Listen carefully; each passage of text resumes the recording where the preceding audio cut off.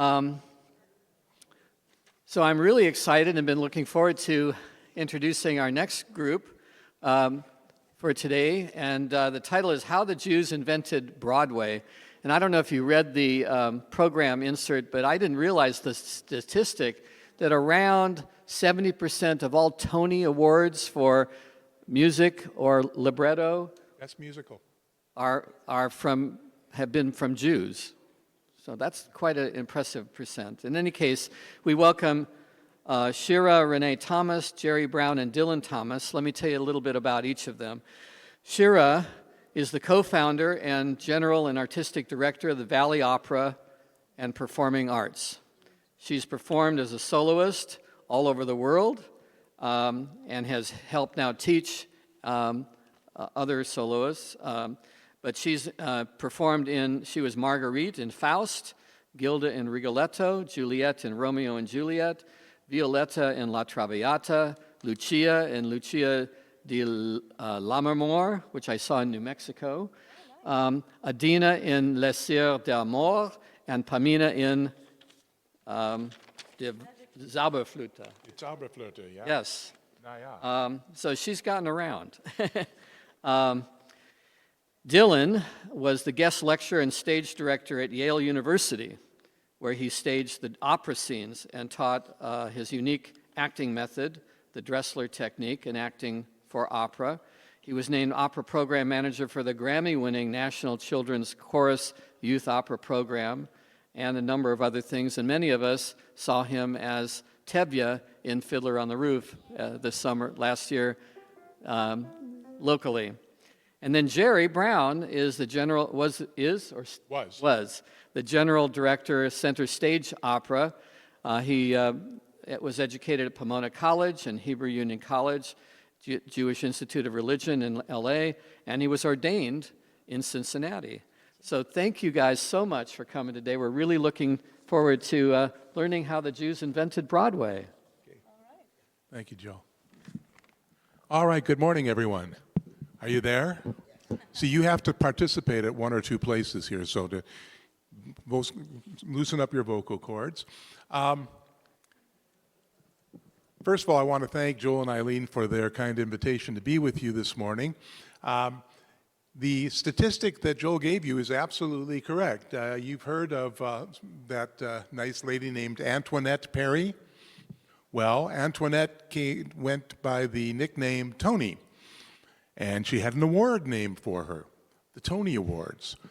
And of all of the Best Musical Awards, and this is a little bit dated, maybe 5 or 10 years, but still, I'll bet it's not off even today. Of all of the best musicals for that year, Tony Awards, 69% went to Jews who wrote the libretto and wrote the music. We have selected a number of examples throughout the years to kind of chart the path of Jewish composers and writers throughout this, and we want to start with one that, there's going to be a quiz afterward, that's all I'll tell you, so listen carefully. By the way, I love technology, but it doesn't always love me, so let me see if I can make this work.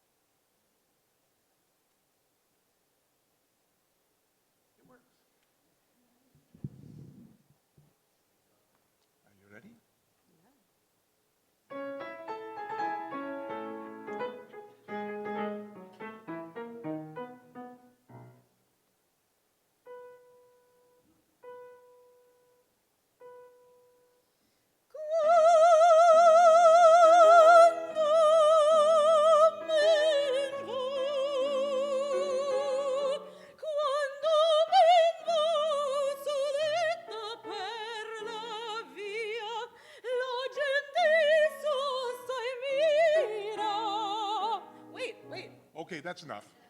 Broadway. No, I can. No, yes, it is. I can do the quiz now. All right. So, your first quiz of the day.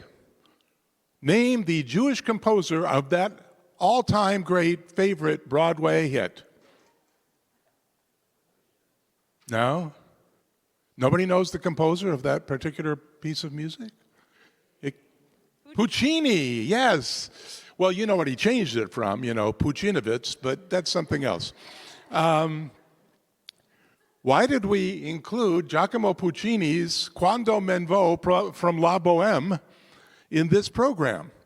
Well, for two reasons, actually. First, opera is the grandparent, if you will, of Broadway.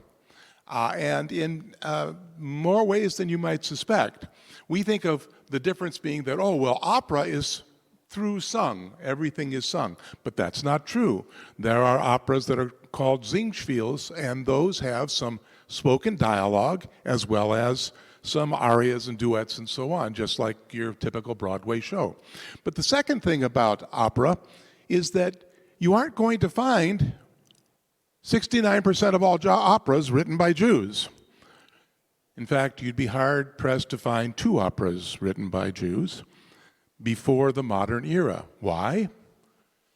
Because Jews were simply not permitted in that as in most other fields. Felix Mendelssohn was Jewish? No, he wasn't. But his great-grandfather was the great Moses Mendelssohn. Yeah, and his parents, his father converted to Christianity. Why? To give his son his entry ticket into European musical society, to quote the man himself. So it wasn't until the Jews came to America and were driven by 2 things. First, a desire to really be not immigrants, but real Yankees, right? Real Americans. And number 2, let's be honest about it, the Jewish genius for music. There was not opera waiting for them, but there was Broadway waiting for them. And boy, oh boy, did they come to the stage that had been vaudeville and turn it into an authentically American and at the same time, in many ways, Jewish medium, which is Broadway. So here is a transition piece for you between Broadway and opera. The composer absolutely insisted, this is an opera. And don't you pretend it isn't. It is virtually through sung. There's very little dialogue. Even though it was performed on Broadway, George and Ira Gershwin insisted that Porgy and Bess was an opera, and so it is. And here is the most famous aria, if you will, from Porgy and Bess.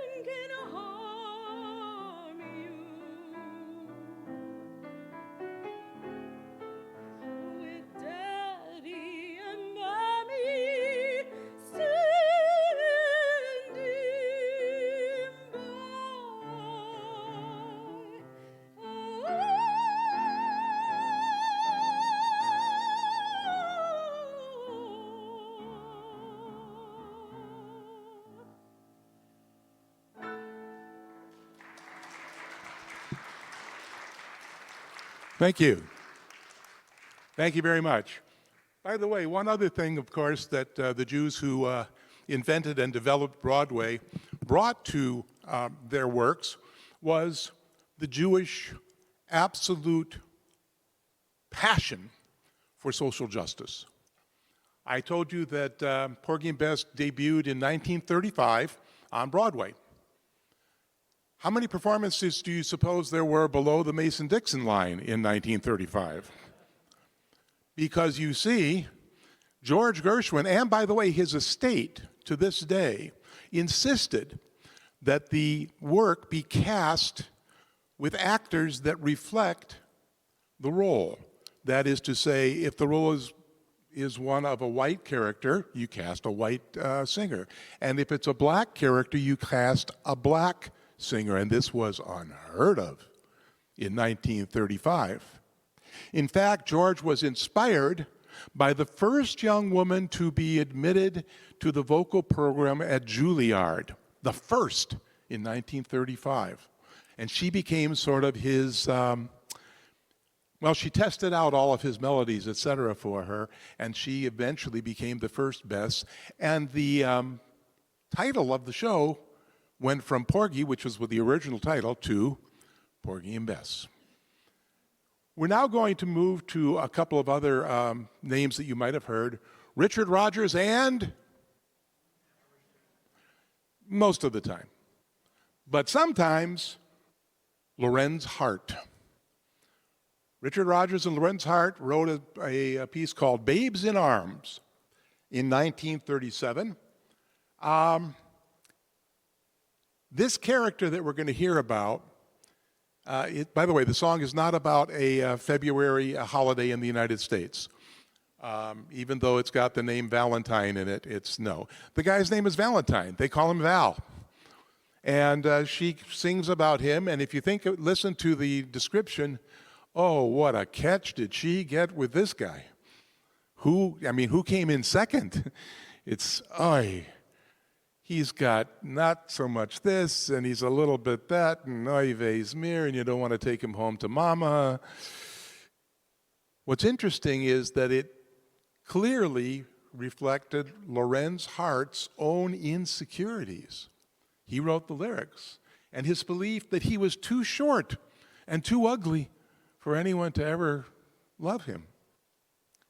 But it became a jazz standard, performed by over 600 artists on 1,300 albums, and that's why we have our tenor, Dylan F. Thomas, singing his version now of My Funny Valentine.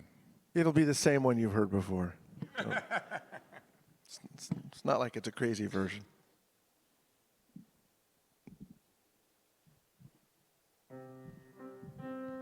You ready there, by the way? I'm almost ready. I'm tall. I have to adjust. Okay.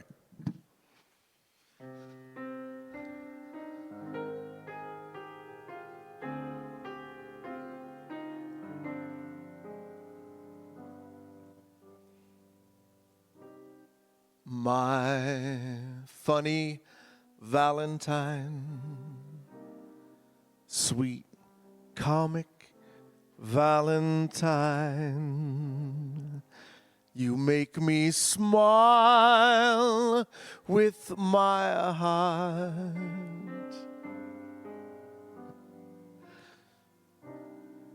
Your looks are laughable,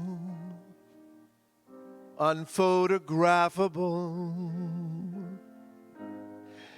yet you're my favorite work of art.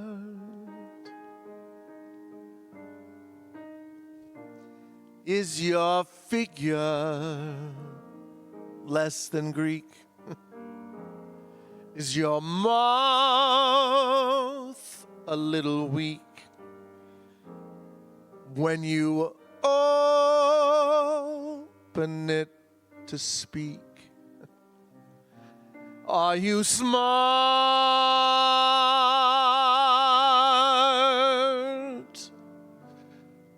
Don't change a hair for me. Not if you care for me. Stay, little Valentine. Stay.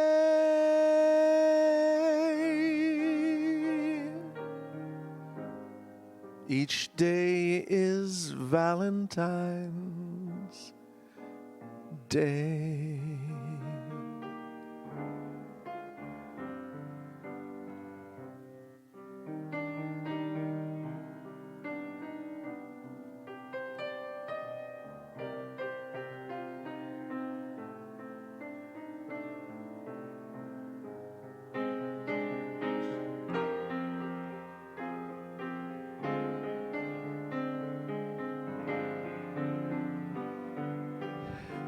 Is your figure less than Greek? Your looks are laughable. I know. It happens every time. Unphotographable. Yet you're my favorite work of art. Is your figure less than Greek? Is your mouth a little weak? When you open it to speak, how you smile.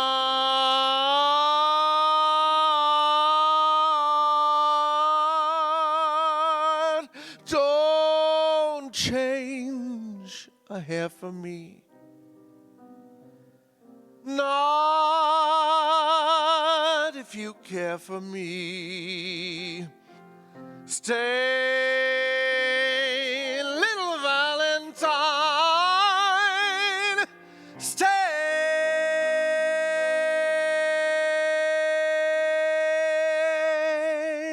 Each day is Valentine's Day.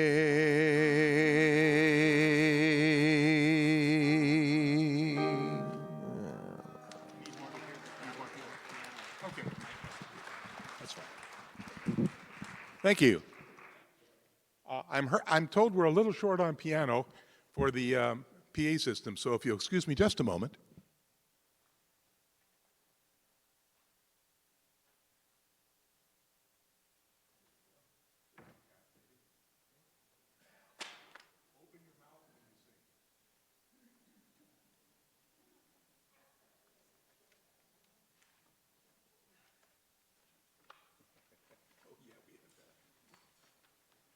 All right, so that might be a little better. We'll find out. I had mentioned the Jewish passion for social justice. Here is another writing pair that insisted upon this, and in even more shocking ways than the Gershwins did. The theme is Jerome Kern and Oscar Hammerstein II. The year is, oh, excuse me. The year is 1927. This is before even Porgy and Bess. It is a groundbreaking musical in its multiracial cast and in its dealing with issues of race front and center. It didn't kind of have, oh yeah, gee, there's a black guy sitting in the back. No, not at all. One of the major characters was black, and while the rest of the people in the cast, according to the plot, didn't know it, the black character was married to a white character. In 1927, folks, we're voting tomorrow. There are people who are going to go to the polls in the secure belief that that shouldn't happen in 2024. Still, in this country. The work is, of course, Showboat. And as I said, it opened at the Ziegfeld Theater in December of 1927. In the New Yorker, the reviewer wrote that Showboat was a radical departure in musical storytelling, marrying spectacle with seriousness. For sure, by this time, and even after this time, most musicals were, yeah, hot, da, da, da, da, la, la, la, la, la, who cares? Do you remember the Marx Brothers movies? It was kind of like that. Do you remember the plot? Not particularly. You just remember the shtick, right? Now there's a man with vision. Now there's a man with double vision. Now there's a man with astigmatism, right? Okay. That's what most Broadway shows were like. But not for Jerry Kern and Oscar Hammerstein. Here from Showboat is Can't Help Lovin' That Man of Mine.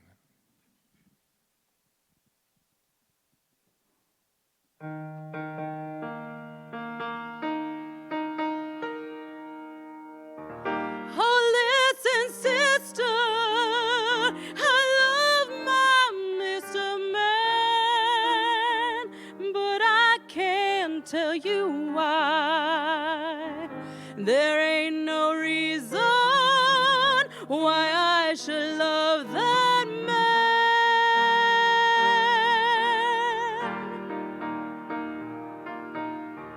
It must be something that the angels done planned.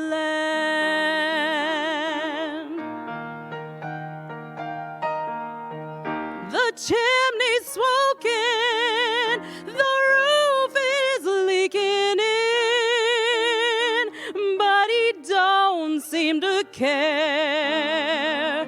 He can be happy with just a sip of gin.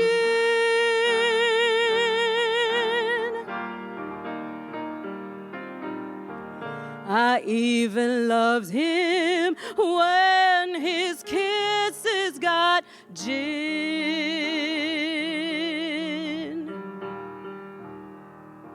Fish gotta swim and birds gotta fly. I'm gonna love one man till I die. Can't help loving that man of mine.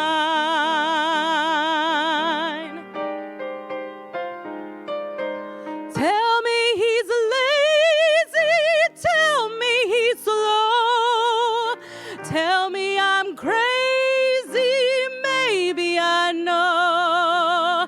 Can't help loving that man of mine.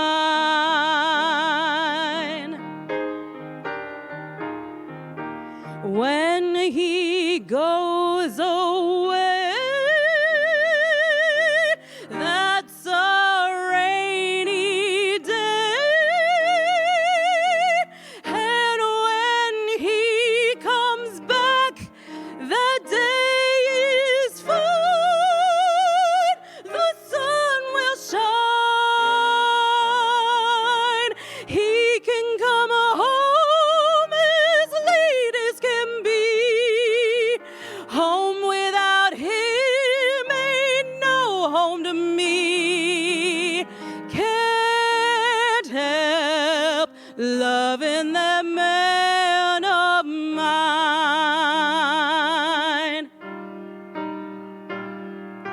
When he goes away, that's a rainy day. And when he comes back, the day is fine. The sun will shine. He can come home as late as can be. Home without him, oh, it ain't no home to me. Can't help loving the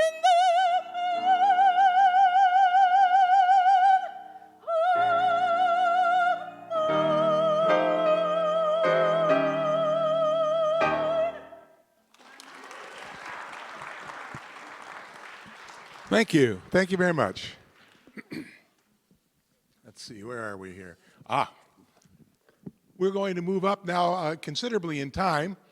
The year is 1951 now, and Richard Rodgers now has that more familiar writing partner, Oscar Hammerstein, in this case, Oscar Hammerstein II. And they are writing a work which, if you ever read the original book or saw the original movie, I think it starred Rex Harrison, if I'm not, a young Rex Harrison. You would be horrified. Yes, there you are. You would be horrified that they made a musical. What a specimen. Out of it. That's him.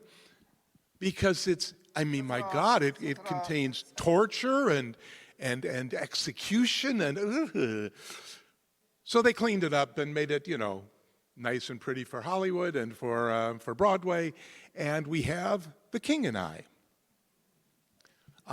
Here is a duet, one of my favorites.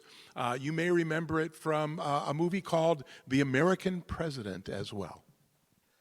Just, you know, the song that she just sang, and then there's a song, Bill, from the same show, and My Funny Valentine. You notice that those have to be written by men? You know, he's not really attractive. He's not attractive. He's not such a nice guy. He's kind stupid. of a drunk. He's a but jerk. He's a drunk. I love him. But I love him, so I'm going to take him home, and that's good. That's good. Only a man could write that. Only a man can do it.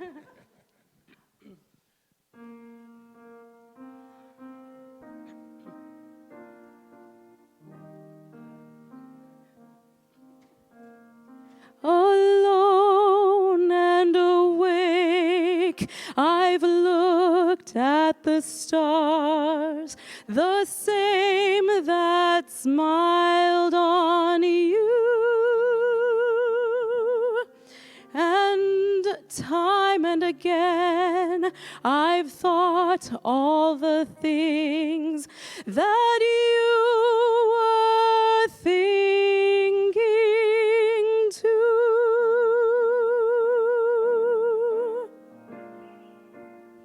I have dreamed that your arms are lovely.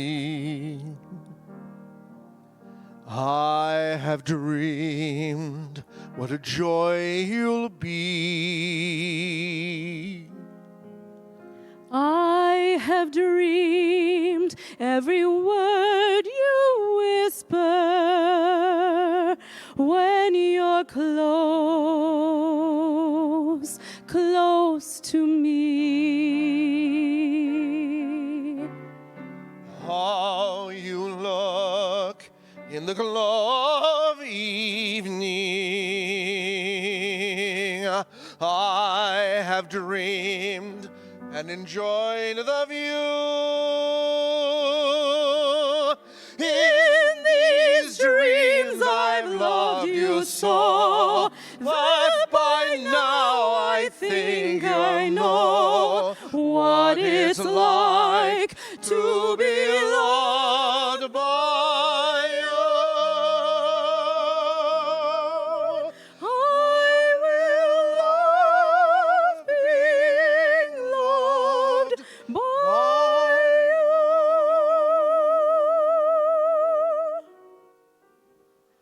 you. Do I play now? Yes. Oh, okay. I'm standing like Superman. Which was another Jewish invention. Superman. It was.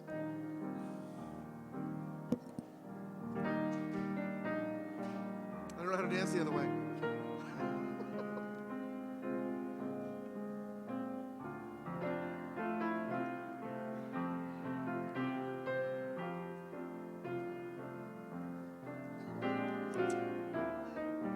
Sorry about that.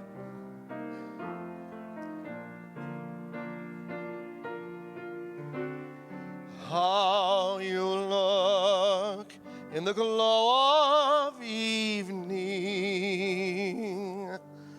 I have dreamed and enjoyed the view. In these dreams I've loved you so that by now I think I know what it's like to be loved by you.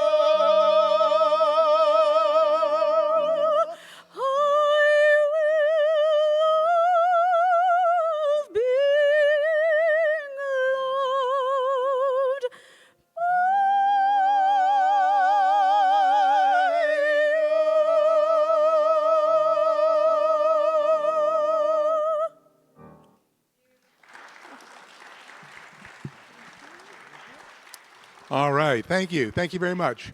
How many of you saw the musical East is West? No? Yeah, nobody saw it. It opened, it closed. That was it. In fact, no, I take it back. It never opened, in fact. They wrote a show. This was George and Ira Gershwin, no less, in 1928. But they later included this song in a show that they called Girl Crazy. And that, you might have seen a scene from one or two. As I said, back in those days, it was all about hit tunes, selling records, selling sheet music. And this is one of those songs that nobody can forget. See, nowadays they've gone backwards, right? So it used to be hits. They would write these things so the hit songs could be sold. Now, when hit songs are sold, they put them together and we call them a jukebox musical. That's right, exactly.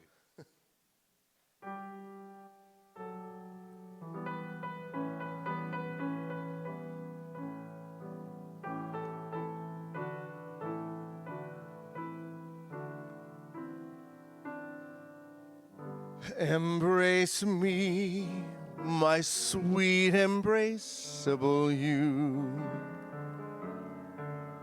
Embrace me, you irreplaceable you. Just one look at you, my heart grows tipsy in me. You and you alone bring out the gypsy in me. I love all the many charms about you. Above all, I want my arms about you. Don't be a naughty baby. Come to Papa, do. My sweet embraceable you.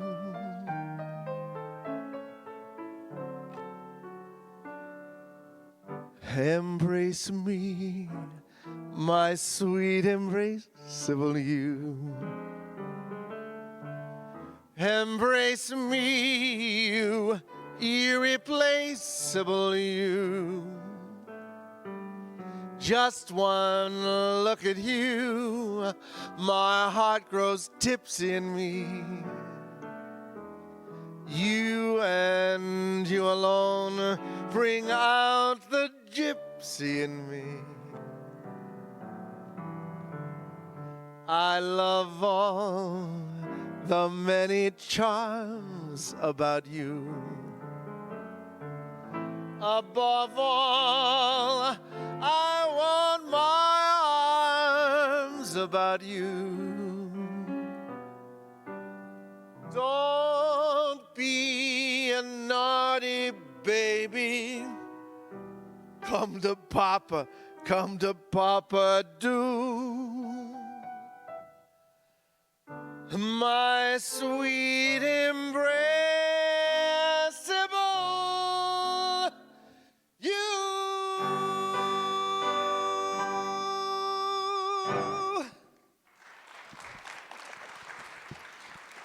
Thank you. Thank you.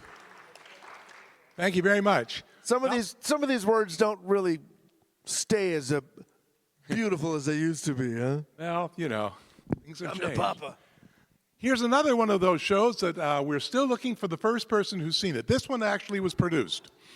So you may set the record. How many of you saw it? Was first produced in 1926. How many times it's been produced since then, I have no idea, but I can guess. And the name of the show is OK. Not Oklahoma. Not OK, Oklahoma, no. O-H, comma, capital K-A-Y. Her name is Kay. Our record is perfect. Oh, I'm so happy about that.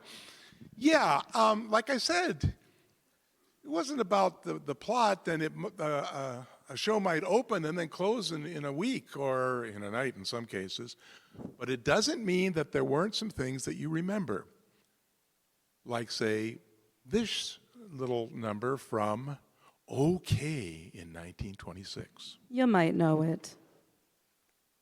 Oh, by the way, if you're, moved to maybe hum along or even sing along, we really don't mind that. We really don't. But take a look to either side of you, because your neighbor might.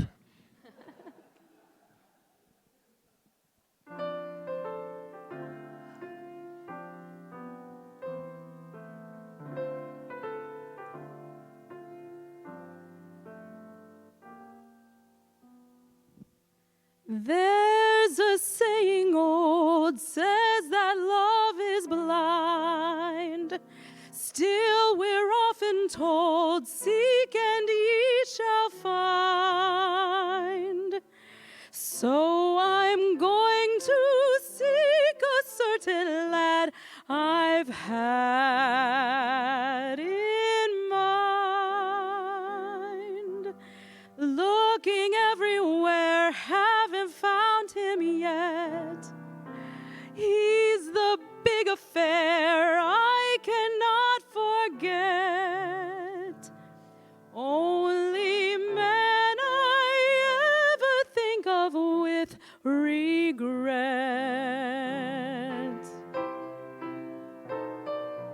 I'd like to add his initial to my monogram.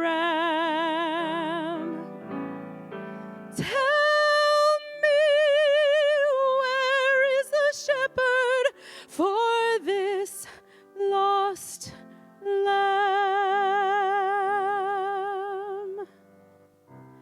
There's a somebody I'm longing to see. I hope that he turns out to be someone who'll watch over me.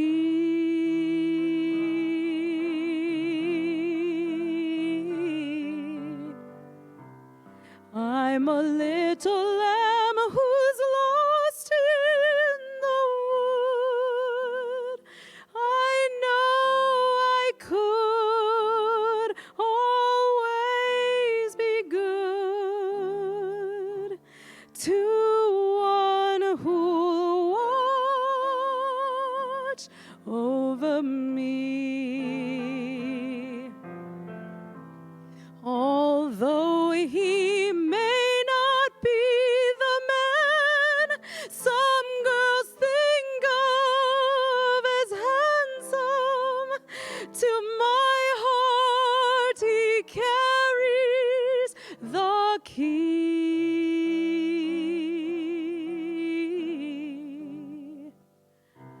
Won't you tell him, please, to put on some speed? Follow my lead. Oh, how I need someone to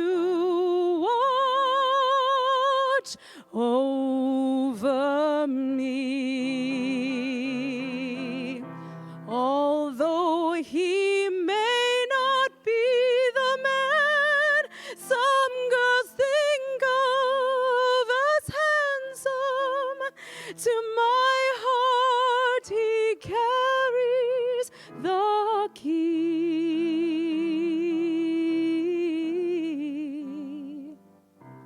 Won't you tell him, please, to put on some speed?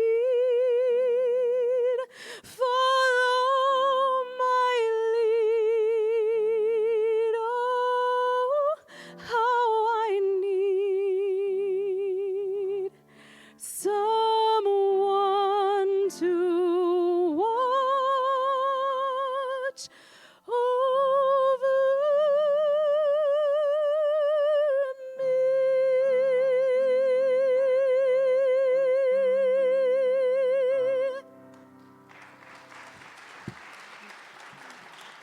Thank you. Thank you very much. Pardon me? Yes, they did, absolutely. And in fact, thank you for that, because that's one of those things that also characterizes especially early Broadway, but as we'll see, sometimes even later Broadway. That is, we need a song. I got one right over here from another show, maybe. We'll stick it in there, it'll work perfect. So now we come to... So Jerry, I just want to recap. So far we've learned that the Jews took the idea of the vaudeville and the vaudevillian ideal, extended that into Broadway. Then they took the operatic ideal and brought that to Broadway. Then they started bringing in social issues and changing how the Broadway show was written. I don't think we have anything from Oklahoma, but Oklahoma ushered in what we're doing very soon, ushered in a whole new idea and continues to this day of what Broadway would become. And that was by Oscar and Hammerstein. Yeah. So it's the impact of the Jewish mindset and the idea of pushing forward and everything has really made this what it is today, the thing that we love. That's why we call it how the Jews invented, literally, Broadway. And this song is from Richard Rodgers' favorite musical. Any guesses? Right. Rex. Carousel. Oh, sorry. I think I'm the only one who's done Rex. No. Everybody seen Rex? No? No. Tyrannosaurus Rex, but Yes. that's something else. It was his last show, Rex. It was his last show. Carousel came out in 1945, and it was innovative for its time because, again, here we go. La, la, la, la, la, and they all get mixed up and they live happily ever after. Not in Carousel. No, not at all. This is a very tragic plot. And people question, will people come to Broadway to see a plot like this? And Oscar Hammerstein said, watch them. And they did.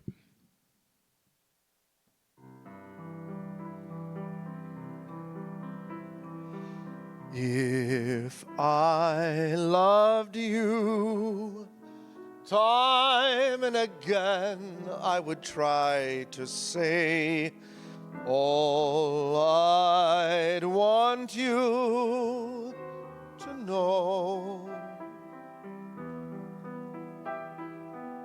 If I loved you, words wouldn't come in an easy way. Round in circles I'd go,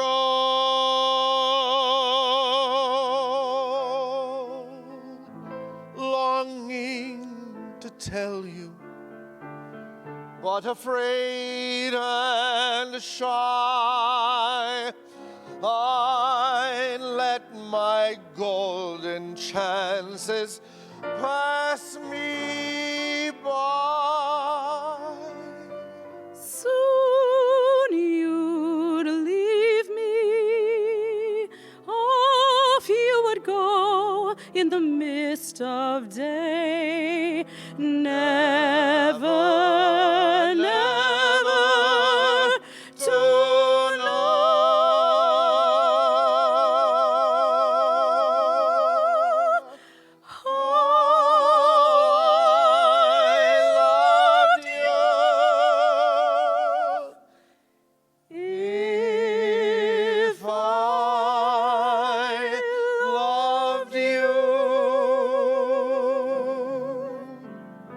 We get to dance again.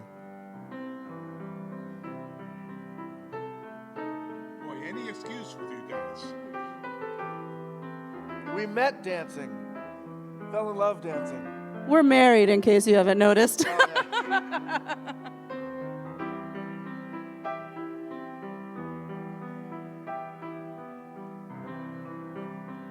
22 years this month.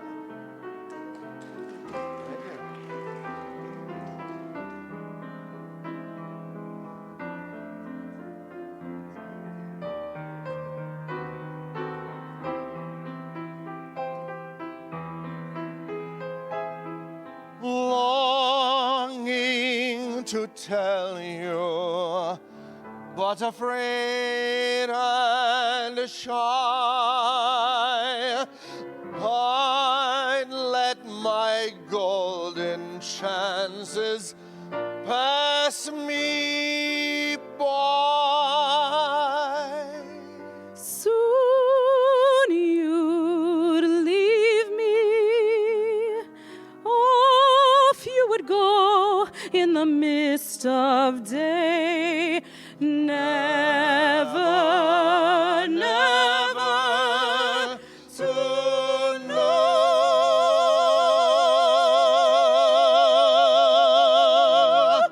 how I loved you.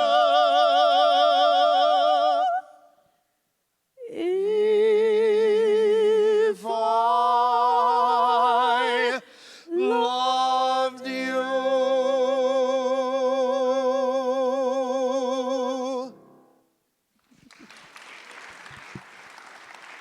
Shira. Thank you. We're running short on time, so we're going to move ahead. Oh, my goodness, we are.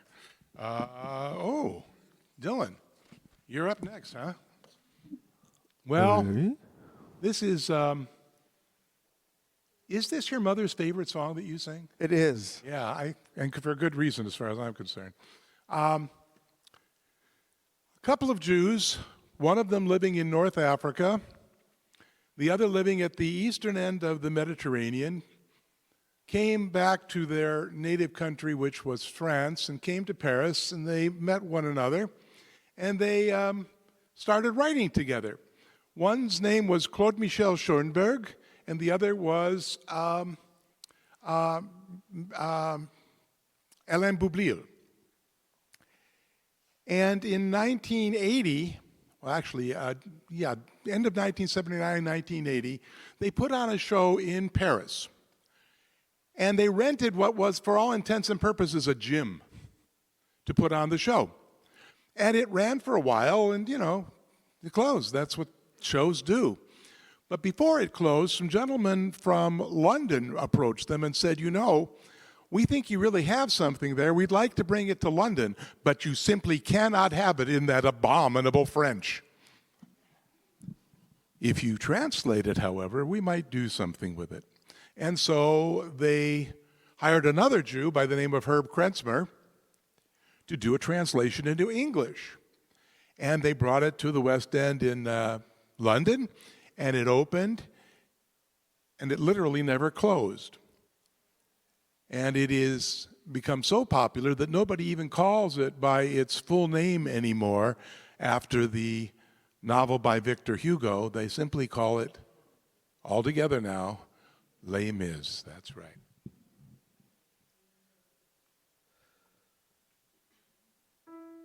You do it in the original key, right? Yes. Okay, good. Because that's what I do it in, and we should probably play it together.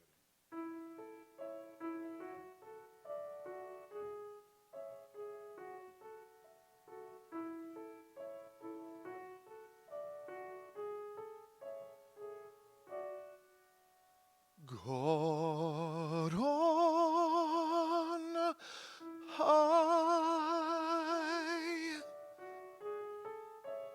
hear my prayer. In my need, you have always been there. He is young, he's afraid.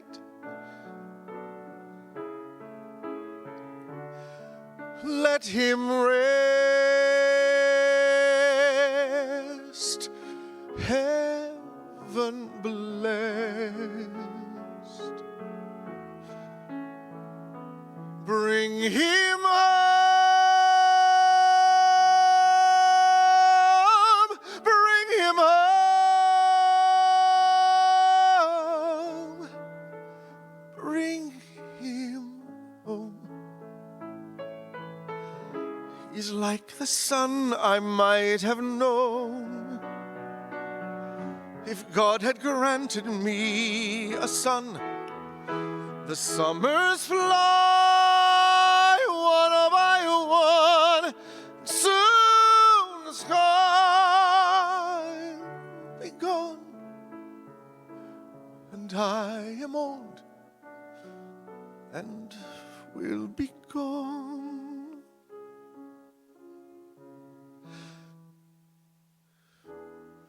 Bring him peace.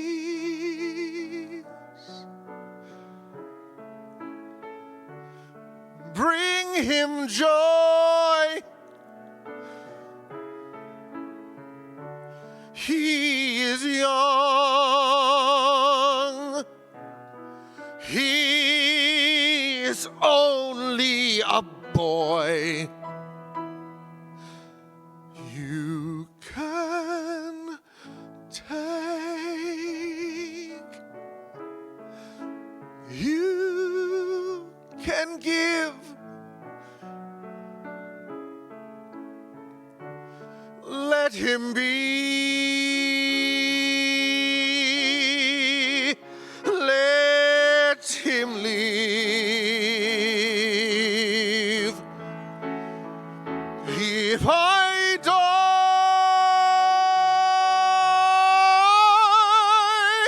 let me die.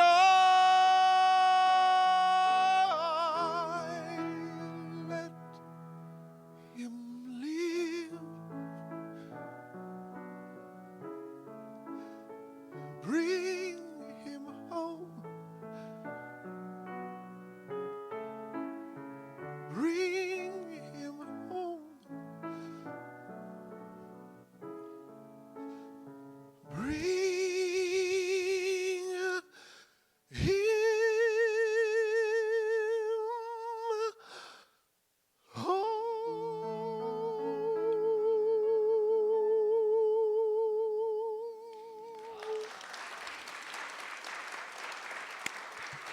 Thank you. Thank you. Thank you. Thank you very much. Thank you. This next piece is by a couple of writers that you may have heard of. It was inserted, and I do mean inserted because they wrote it long before, into an otherwise forgettable Broadway show, here we go again, called Everybody Seen the Right Way. Yep. Okay. So far, by the way, you're really keeping our record intact. We appreciate that. That's great. It was written in 1938 by Irving Kahal. Anybody know Irving? No? Well, you may know his writing partner, Sammy Fain, who Tin Pan Alley and the Great American Songbook, and this guy could write, boy, let me tell you. They wrote it in 1938, and it became a beloved anthem of the war years, especially after the film by the same name as the song came out in 1944.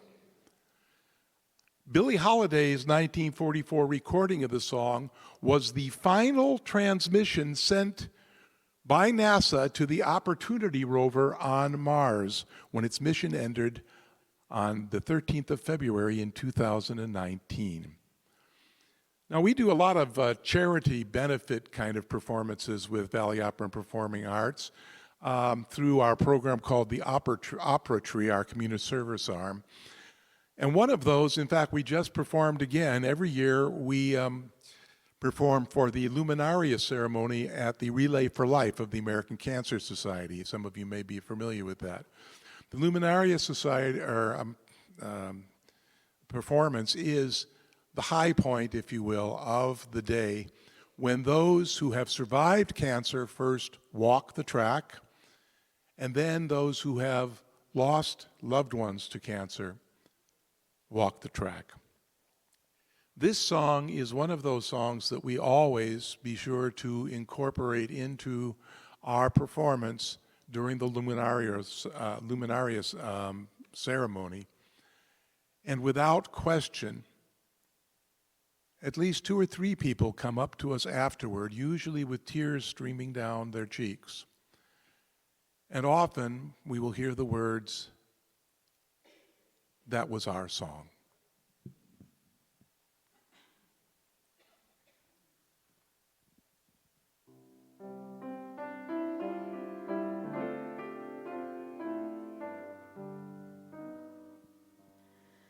I'll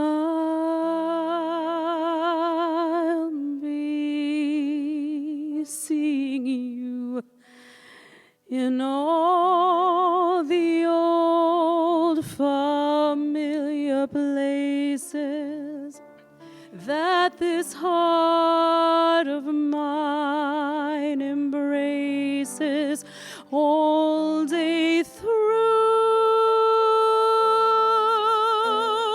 In that small cafe, the park